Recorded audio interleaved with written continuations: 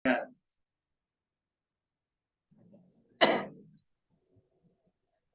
kasih. Assalamualaikum warahmatullahi wabarakatuh.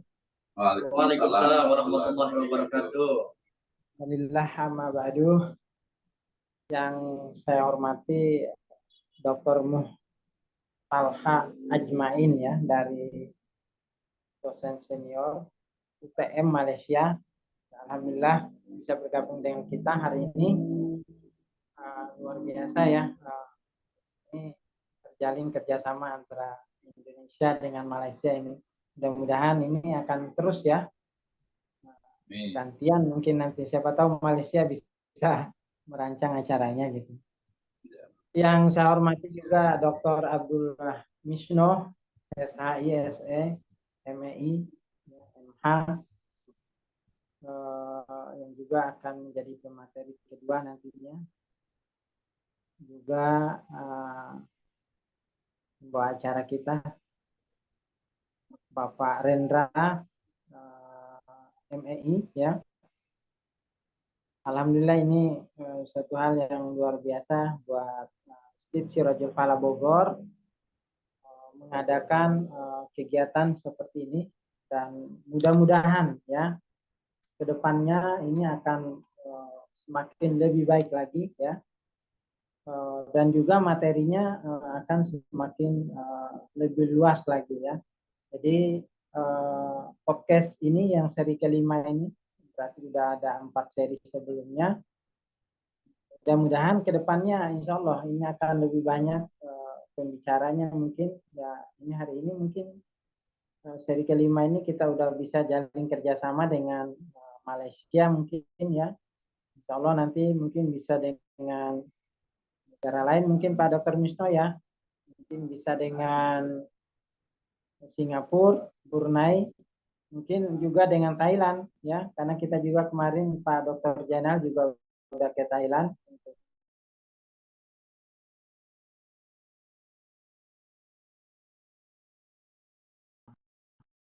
Insya Allah ini jadi setiap minggu nanti kita akan ada podcast ya, Pusmes Sifa ya, Education of Islamic Entrepreneur.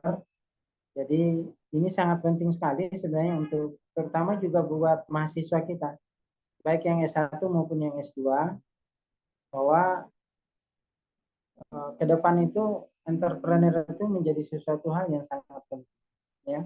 Jadi sangat penting buat kita dan juga mahasiswa ya. Jadi bagaimana nanti ke depannya menghasilkan lulusan mahasiswa baik S1 maupun S2 yang memiliki jiwa entrepreneur ya.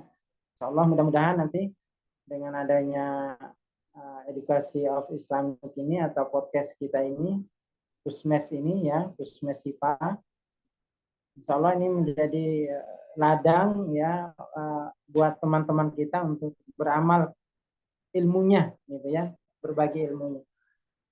Mungkin itu yang saya bisa sampaikan. Saya mengucapkan terima kasih banyak kepada pemateri hari ini. Ini materi yang luar biasa.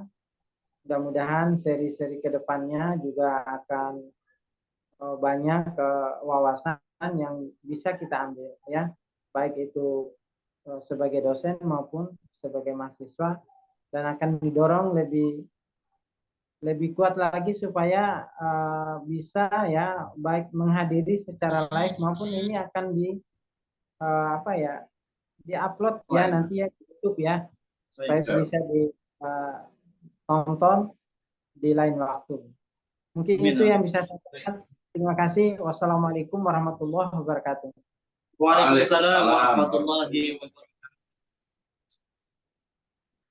Sudah masih bersama kita? Sudah tidak ada lagi, Masya Allah. Baik, kita lanjutkan dengan Bapak Dr. Misno. Tadi ada keynote speech dengan Bapak Kemudian MSI. Kemudian sebelumnya juga ada pemaparan materi singkat tapi ada padat sekali, Masya Allah. Ini luar biasa nih Sobat Pusmes di rumah, Masya Allah, yang ada di Zoom dan juga di YouTube ini ya, Masya Allah.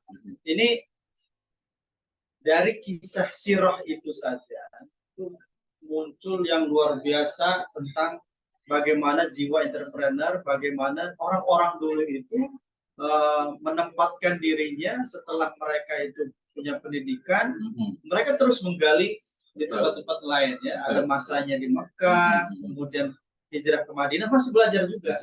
Gitu kan. Bagaimana Ertugrul yang sebagai pendiri Khilafah Turki Utsmani ya. Nah, ini kalau kita tarik ke dalam kampus kita, kan? Kalau kita tarik ke dalam kampus kita, langsung ke kampus gitu ya. Kampus kita ini, bagaimana nih kurikulum kewirausahaan syariah ini ya. Jadi supaya apa yang semangat yang tadi diharapkan oleh Bapak Dr. Kohak tadi itu bisa kita aplikasikan. Ini kan salah satu insight kan gitu. Ya, betul. Ya, baik, terima kasih. Bismillah, alhamdulillah, wassalatu wassalamu ala rasulillah, amabad.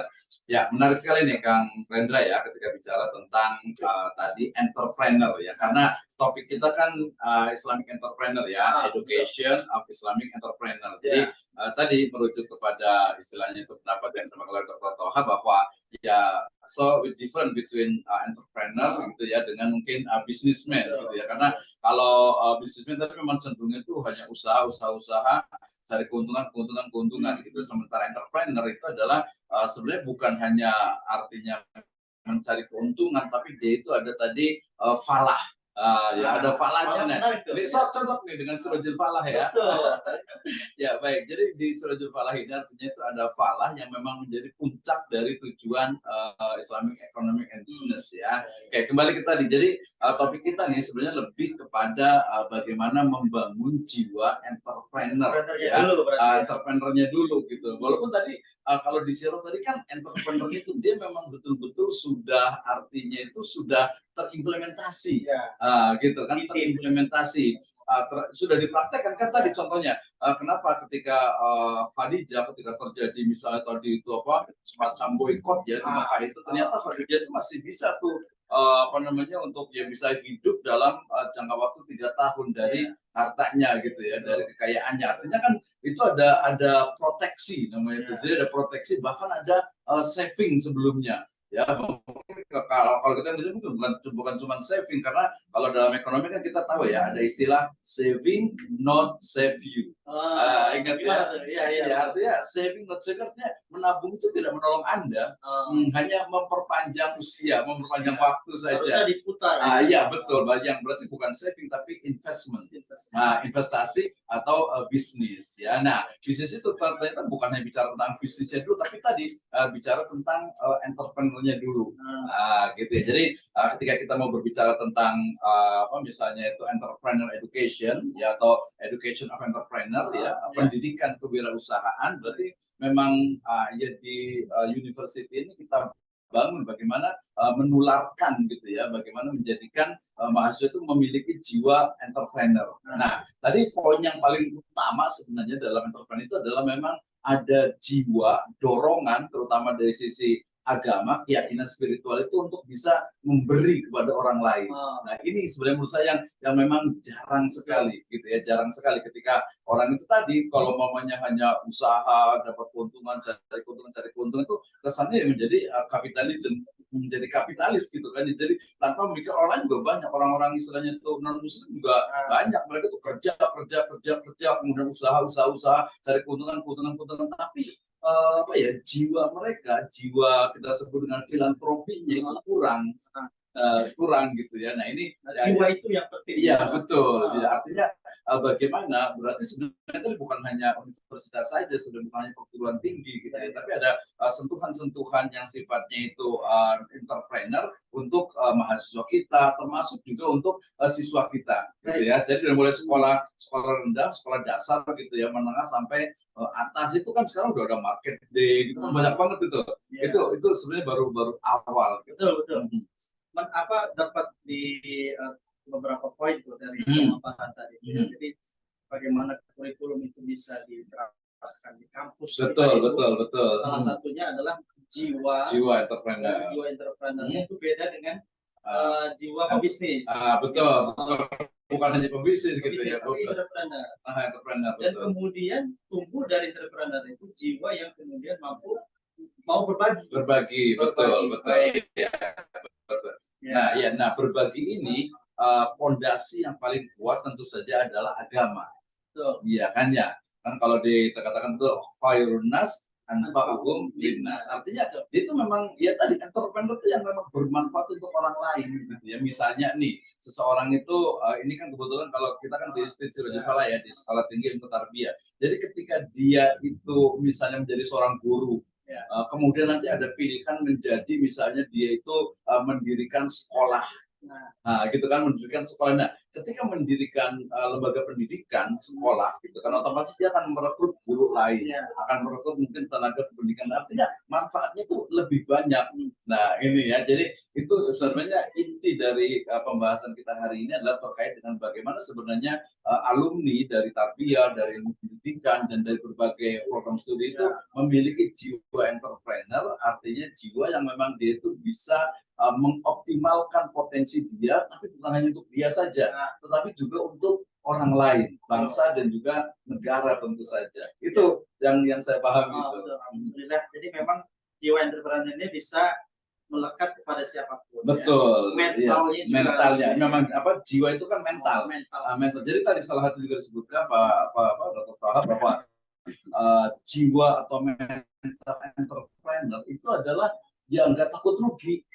Ya, termasuk juga nanti kalau dalam konteks lebih luas itu tidak takut dengan masalah. Dihadapi.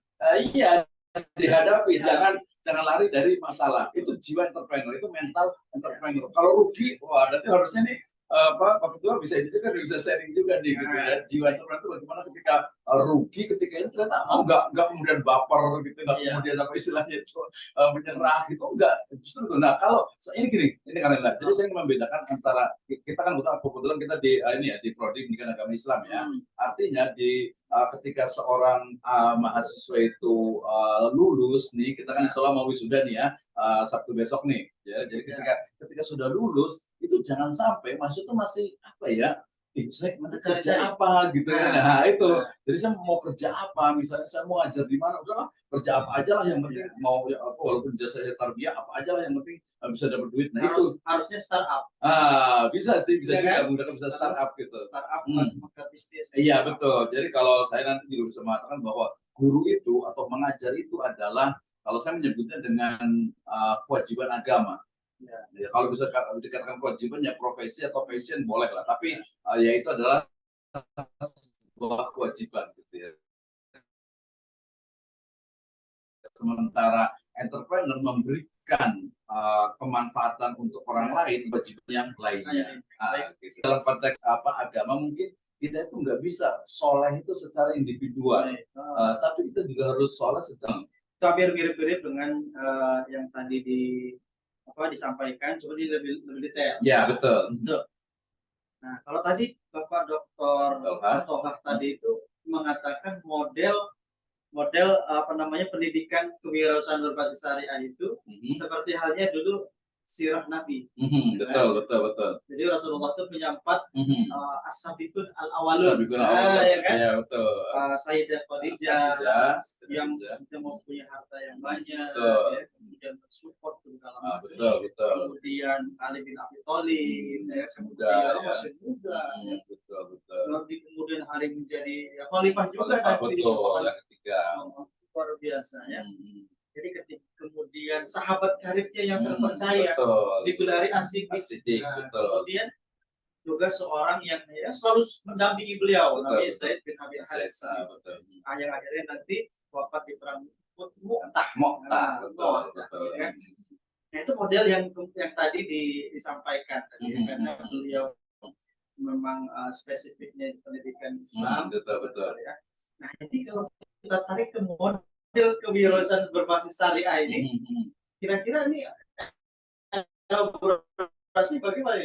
Ya menarik sekali sih. Ini sebenarnya menjadi saya kebetulan sempat juga untuk mendiri entrepreneur, ya entrepreneur. Jadi bagaimana sebuah energi entrepreneur itu bisa diledakkan gitu ya, sehingga memang menghasilkan tadi pribadi-pribadi yang entrepreneur. Nah, tentu saja energi entrepreneur itu dia dibangun dari khazanah gitu ya, khazanah turos ya, sirah sejarah masa lalu ya, dalam Islam gitu ya. Jadi bagaimana tadi Khadijah gitu ya, mungkin sebagai contoh mewakili Agnia dan juga tokoh perempuan gitu ya, kemudian juga Abu Bakar dan semua juga rata-rata adalah memang Quraisy itu kan riflatas syitai wasayos gitu kan ya, artinya memang ya pedagang gitu kan ya, walaupun kita juga tidak menyebutkan bahwa saya kan bukan mental pedagang, saya kan bukan entrepreneur, saya kan cuma eksekutor, saya kan mungkin pendidik ya, enggak, itu justru tadi pendidik yang memang dia itu memiliki jiwa entrepreneur.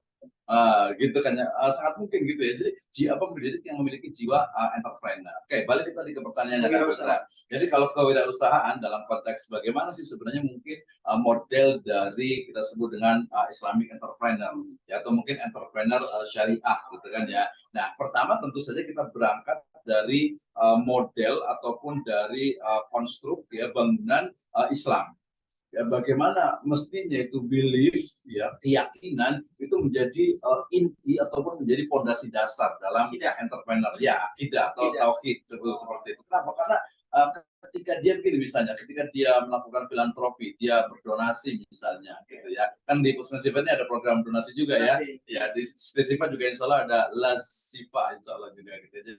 Jadi artinya ketika dia memberi ya, itu energi yang paling kuat itu ada ya, belief itu, keyakinan itu akan dibalas oleh Allah. Ya betul. Jadi la yuridu minkum jazaa wala syukura gitu. Jadi nggak membutuhkan tuh istilahnya terima kasih, jaza, syukur gitu, nggak perlu, karena apa, dari Allah Subhanahu wa Ta'ala. Nah, jadi dari situ kemudian termasuk juga, jadi tadi energi entrepreneur itu adalah bagaimana jiwa Muslim itu dia terbawa atau diwarnai ya, atau dilandasi oleh nilai-nilai syariat yang kemudian tadi mulai dari kejujuran gitu kan ya, kejujuran, kemudian juga sikoh gitu ya, kemudian juga amanah gitu ya. Jadi akhlak yang kemudian dia terimplementasi dalam setiap perilaku bisnisnya, perilaku usaha, termasuk sebenarnya seorang ini juga seorang guru gitu ya, seorang guru, seorang dosen, seorang pendidikan sama juga gitu ya. Ketika misalnya kita mengatakan ada guru misalnya nih jadwal, istilahnya itu jadwal apa, jadwal ngajar itu jam 8.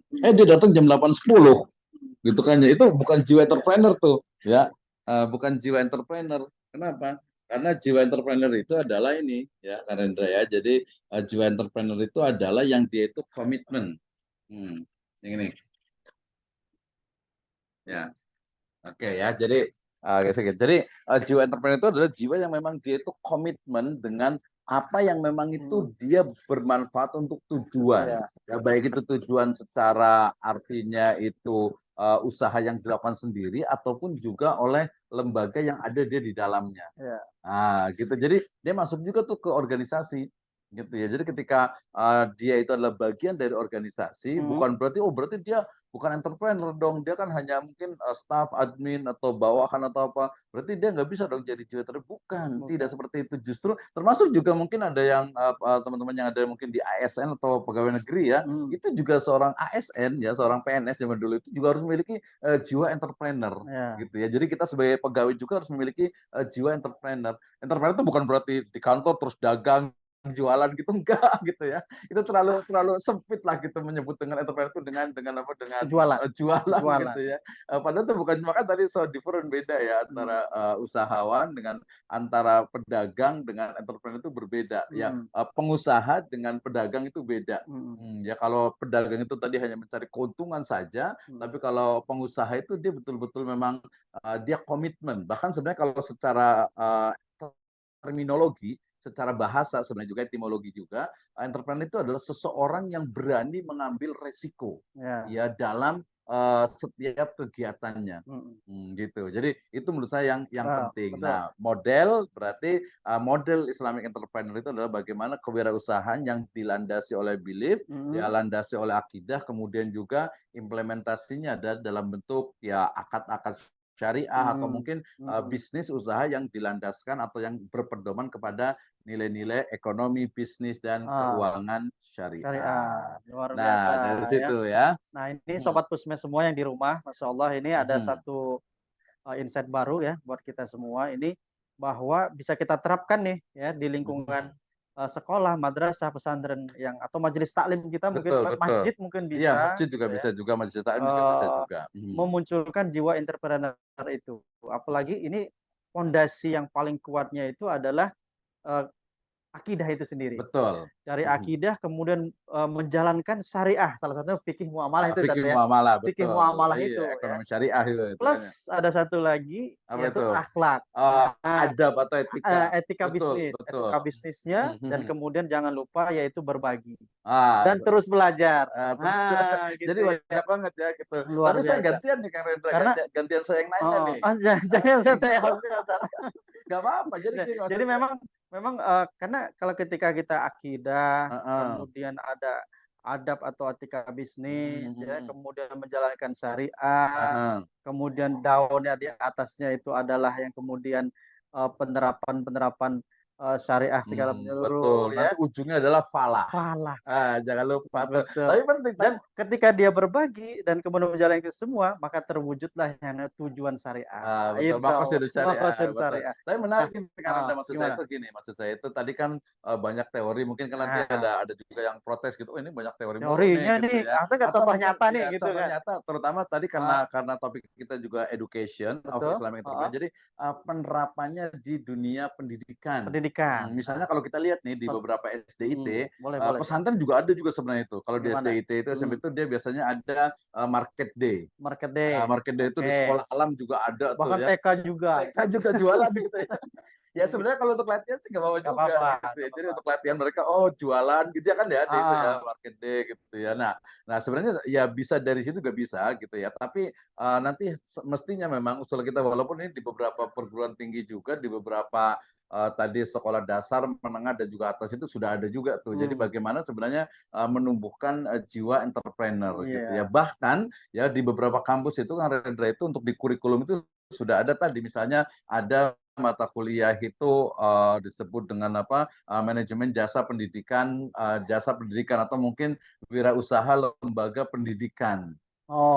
Gitu ya. Jadi bagaimana gini alumni dari tarbiyah, dari pendidikan itu dia tidak hanya tadi tahu tentang cara mengajar atau mungkin ya tentang metodologi pembelajaran, teori-teori sebagainya, tapi dia juga harus bisa mampu untuk mendirikan atau membuat sebuah lembaga pendidikan. Nah, tentu saja konteksnya di sini adalah kalau dari sisi manajemennya itu di MPI berarti ya, tapi dari sisi bisnisnya atau usahanya. Jadi ada namanya mata kuliah usaha jasa pendidikan. Ini penting gitu ya, penting. Ya berarti seperti bimbel. Ya betul, bimbel, ya. Kemudian ya privat gitu kan ya, bimbel sampai yang online. Makanya kita misalnya kemarin kan waktu pas kursus pandemi itu kan ada kita sebutnya merek misalnya Ruang Guru gitu kan ya. Itu kan luar biasa, itu mata kuliahnya adalah usaha jasa pendidikan. Iya. Gitu ya. Dan itu kan nggak ada masalah, walaupun nanti jangan terjebak juga jasa pendidikan, berarti pendidikan dibisnisin dong. Wah, kayaknya kita harus tanya ke Pak Ketua nih.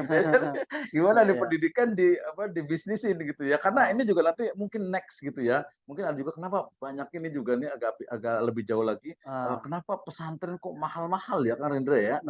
Nah, itu kan itu perlu kita itu next kali ya. Next kita podcast di lapangan berarti. Ya, khusus itu khusus untuk pesantren-pesantren yang mahal, masuk 60 ada juta, apa kok mahal? Juta. Gitu. Oke. Pasti ada sesuatu. Iya, balik lagi ke tadi. Jadi maksud saya itu adalah bahwa pendidikan wirausaha syariah itu mesti memang diajarkan itu ya dari sekolah dasar itu tadi, bahkan dari TK itu ya. Sejak dini lah. Sejak dini, bahkan dia masuk ke kurikulum mestinya gitu ya. Kurikulum misalnya ketika di SMA apalagi sudah ada mata pelajaran ekonomi misalnya gitu ya. Atau mungkin apalagi kalau yang sudah ke manajemen bisnis dan lain sebagainya itu mestinya memang diberikan semacam satu mata pelajaran yang mengarahkan kepada siswa itu untuk bisa memiliki jiwa wirausaha gitu ya. Baik, closing Zat. Udah habis waktunya ya? Hampir sedikit lagi Zat.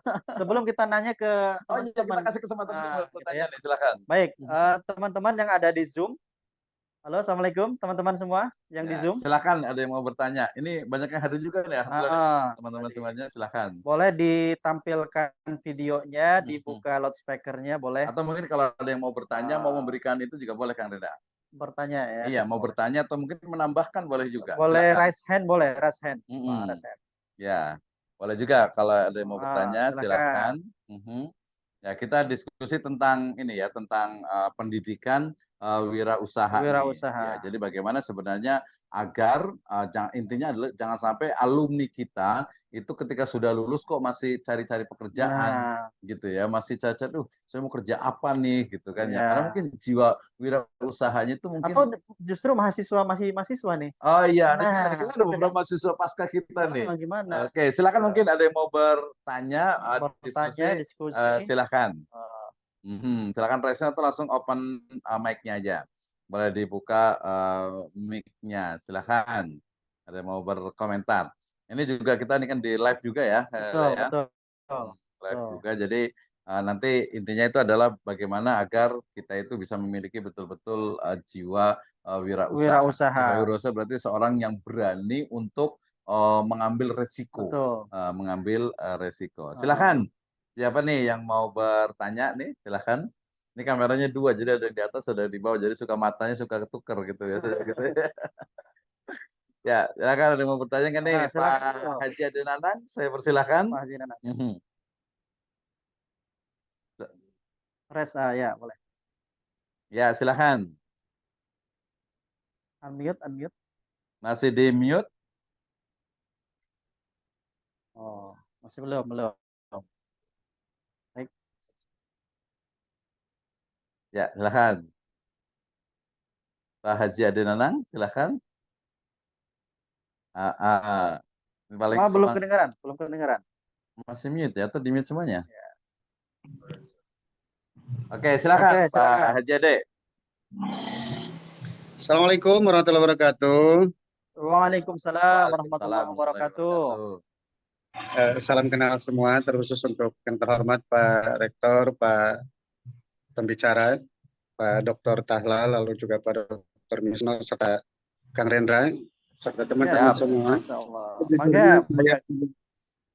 Saya pribadi memang sekarang setelah dipaksa oleh Pak Rektor, akhirnya saya masuk SIPA.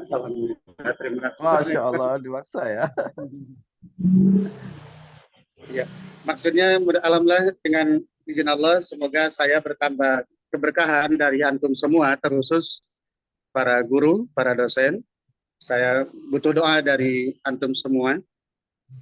Yang sebetulnya kalau membahas tentang dunia ini, maksudnya dunia entrepreneur serta dunia bisnis dan sebagainya, saya memang sudah bukan mengenyampingkan pendidikan sebenarnya dari kemarin, tidak juga, hanya saya tahu pendidikan investasi betul, tapi pada akhirnya Allah baru berkehendak sekarang, tapi tidak ada skeptis dalam diri saya bahwa saya harus malu, jujurnya memalu karena sudah paling tua sudah deh sekarang, ini Insya Allah Akbar Pak Rektor, maaf ya. Bukan sudah tua Pak De, sedang tua. Oh, sedang tua. Ya. Sudah. Ya, sebetulnya memang saya senang banget kalau sudah dengar kata usaha, wirausaha dan sebagainya, karena mungkin culture kali ya, lebih ke budaya, mungkin lebih ke warisan, juga orang tua polanya juga begitu, semua harus dari dulu, sekalipun belum ada kalimat entrepreneur waktu itu, tapi yang saya tangkap bahwa ayo dong kamu harus jadi pengusaha gitu, ayo dong kamu harus berdiri di atas kaki kamu sendiri, harus khairul kasbi amalur rajuli biyadihi, itu yang jadi konsep utama di keluarga. Sehingga sekalipun apapun, intinya bahwa sekecil apapun, kalau orang tua bilang hasil kamu sendiri itu jauh lebih baik daripada entah kamu jadi apa, itu lebih baik kamu yang mendapatkan dari hasil keringat kamu sendiri. Saya usaha sudah dari umur 24 tahun sudah bergerak di usaha. Lalu alhamdulillah kalau ngelihat tadi dari pemaknaan tentang entrepreneur, bersyukur pada Allah bahwa konsumen saya yang 2007 sekalipun sekarang masih punya hubungan baik. Iya, bilang. Padahal ayahnya juga sudah almarhum, almarhumlah Pak. Semoga Allah merahmati beliau. Amin. Tapi Allah. Tadi poin yang saya dapat itu mungkin hampir sama dengan orang tua yang bilang bahwa kamu datang ke Bogor itu bukan hanya sekedar usaha, tapi lebih kepada bagaimana kamu membangun persaudaraan, bagaimana kamu akan punya saudara yang baru, akan punya sahabat yang baru, tetangga yang baru. Nah, Lalu ini, ya bagus. Nah, lalu setelah itu, semoga terlepas dari apapun, walaupun secara syariat memang kamu bengkel, ketemu orang juga karena kamu dipanggil untuk bikin pagar dan sebagainya. Tapi ada poin yang harus kamu tanamkan di sana bahwa orang itu akan jadi sababiah untuk terus kamu diberi kehidupan oleh Allah, yang artinya jaga kepercayaan orang itu dengan baik.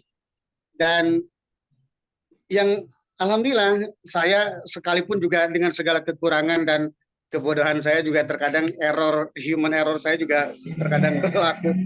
Tapi pada akhirnya saya harus berusaha bahwa ya Allah semoga siapapun yang pernah bertemu atau entah pernah bikin apa dan sebagainya juga akan terus mengingat dan akan jadi saudara setelah itu. Dan bersyukur pada Allah tadi satunya yang 2007 juga alhamdulillah masih sekarang malah sudah punya cucu alhamdulillah. Masya Allah. Ya, Menarik sekali, menarik. Ya, sampai mau kuliah ke Unsil ke Tasik pun harus saya ngantar. Begitu kuliah pun saya juga harus hadir. Begitu nikah sekalipun juga anaknya saya harus hadir. Alhamdulillah diakui jadi orang Bogor gitu. Menarik nih Kang Rendra nih. Baik. Mungkin ada pertanyaan nih Kang Rendra nih ke Haji Ade nih. Tadi ada dua sebenarnya itu. Pertanyaan pertama adalah terkait dengan ini berarti sangat luar biasa ya ketika orang tua itu bisa atau mampu mendidik anaknya menjadi wirausaha. Itu yang pertama. Jadi mungkin boleh sharing nih. Kayak next time mungkin Haji Ade menjadi pemateri kita ya. Boleh. Kita undang nanti ya. Sebagai praktisi. Oke. Saya hanya bercerita bersyukur pada Allah tentang bagaimana bahwa pada akhirnya saya sebagai anak harus nurut sama orang tua. Lalu bakti.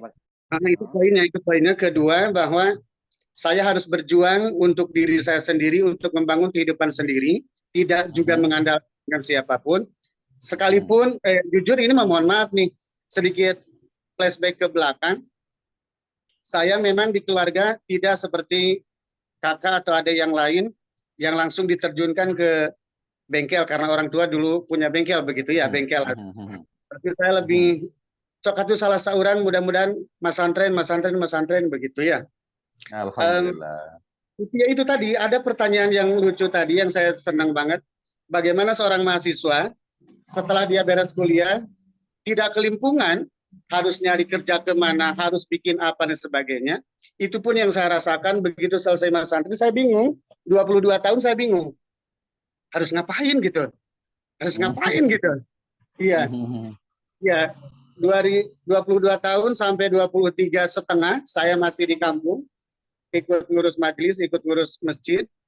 Tapi setelah itu karena dulu kalau lagi mondok tuh suka nulis. Salah satunya begini. Ya Allah, tolong dong tikahkan aku di usia sebagaimana usia Rasulullah 25. Kedua, hajikan aku dong di usia 40 sebagaimana engkau angkat baginda Rasul sebagai Rasulmu. Dan alhamdulillah tercapai semua. Alhamdulillah. Ya. Tapi di usia 23 setengah saya kelimpung, sementara orang tua ngomong, sakedeng di mana kudu kawin sih ya, astagfirullahaladzim kudu kawin.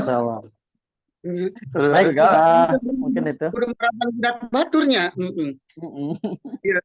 Yang akhirnya dengan segala negosiasi ke ibu terutama, mohon izin saya mau hijrah sebagaimana Rasul juga hijrah ke Madinah.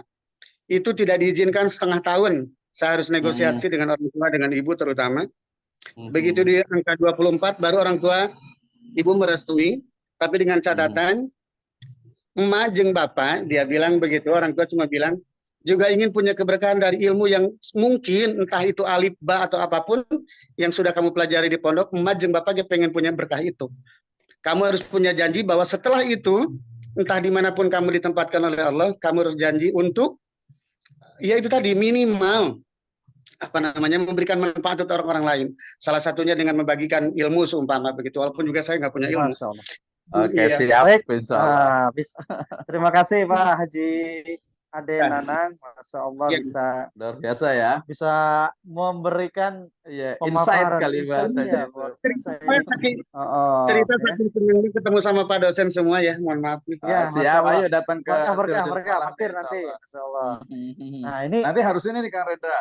Jadi Pak Haji Ade Nanang itu harus memberikan energinya itu untuk orang lain, untuk mahasiswa, terutama tadi semangat untuk wirausaha. Nah, gitu ya. Nah, jadi bagaimana nih, kalau untuk sendiri oke lah sudah. Tapi kalau untuk orang lain, untuk mahasiswa nih, jadi bagaimana mahasiswa? Jadi kita dinasnya itu biar kerasa, berarti kita undang ke Sirajul Falah nanti insya Allah deh. Mungkin Pak Dokter ganggu waktunya. Itu pun saya harus terapkan pola pikir ini ke, anggaplah teman atau orang yang ngaji di sini, salah satunya juga mereka sekarang di semester 3 sebenarnya. Saya punya anak-anak sudah semester 3. Iya. Jadi Pak juga. Terima kasih Pak Ketua. Itu yang saya tekankan ke pola pikir mereka, bahwa pertama jangan takut, jangan malu, lalu yang paling penting, ayo dong, lebih enak hasil sendiri 1 juta daripada 10.000 hasil minta. Udah itu poinnya. Luar biasa. Cukup Pak Dokter, Pak Haji Ade Nanang, Masya Allah. Nanti kita lanjut lagi ya, Masya Allah. Nah, jadi memang ini dari masyarakat, jiwa entrepreneur itu memang sudah ada culture. Sudah ada, betul. Alhamdulillah itu terbentuk ya. Terbentuk. Nah ini kan menjadi apa namanya, salah satu yang menjadi gagasan baru mungkin, bagaimana orang tua itu bisa mendidik menjadi habit. Nah ini sesuai dengan yang tadi Air to Grow tadi. Iya, jadi sesuai ya, betul gitu. Betul ya. Oke. Nah ini terakhir sebelum kita closing, tadi Dr. Muhammad Tolha sudah ya, ada muncul ide gagasan tuh. Betul. Nah, kemudian dari paparan atau curhatnya Pak Haji Ade Nanang. Seperti itu. Dan kemudian pembicaraan kita tadi dari Dr. Misno. Nah, ini gagasannya apa nih? Ya, untuk kewirausahaan berbasis syariah ini di Indonesia. Di Nusantara gitu ya, global. Ini gagasannya. Tadi kan model tuh, sekarang gagasan.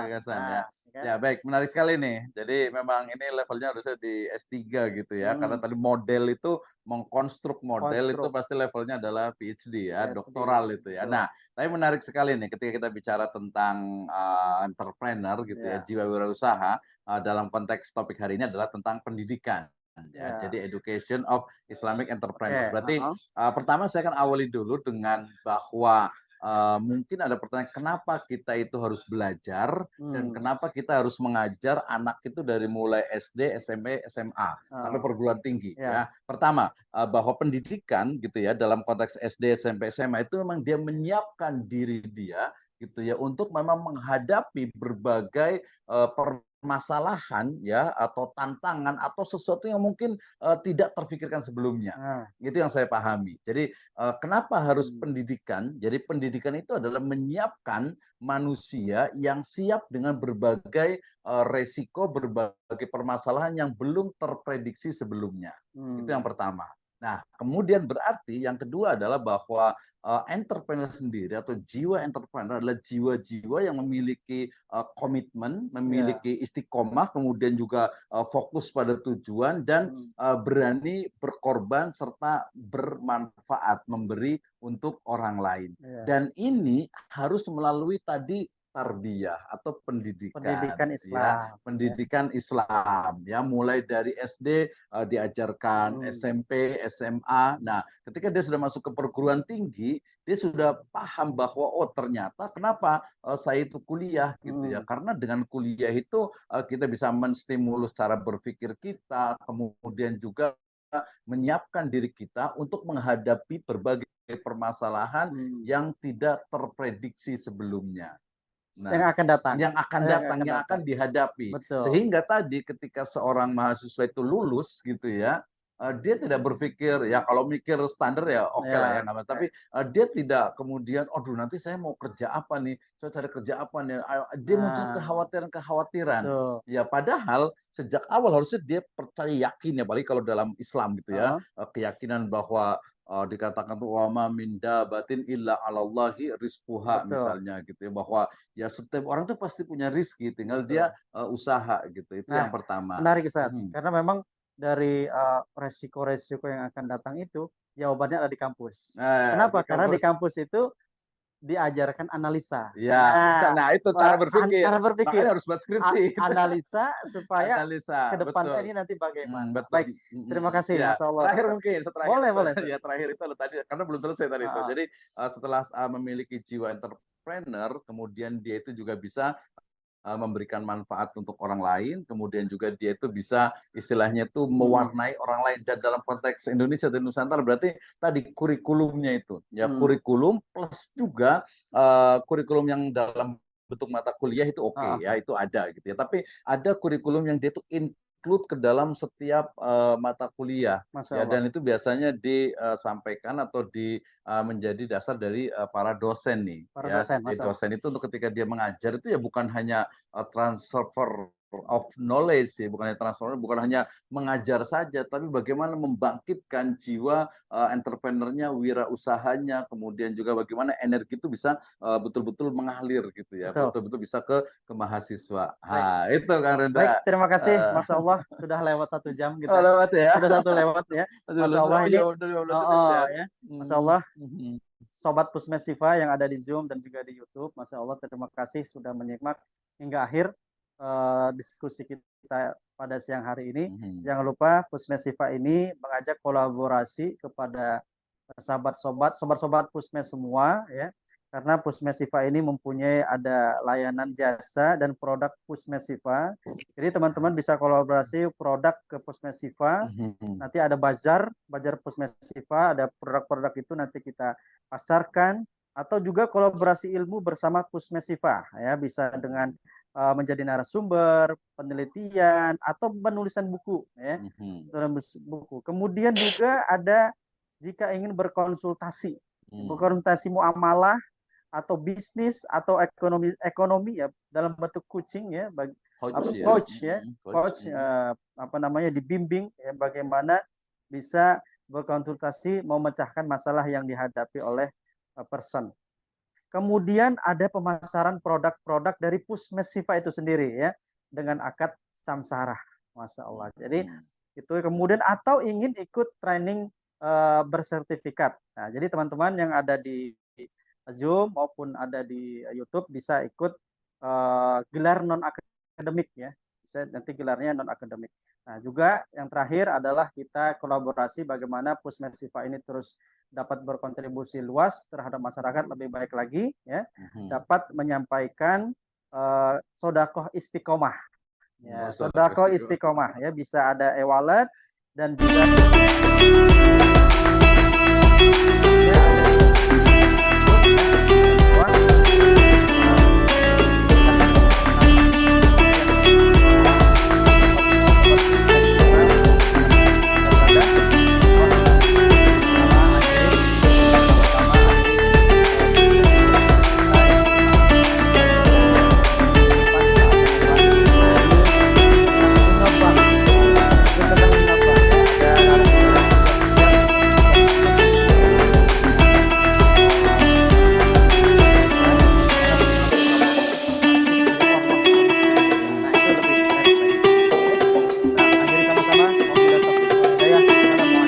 warahmatullahi wabarakatuh. Waalaikumsalam warahmatullahi wabarakatuh. Waalaikumsalam.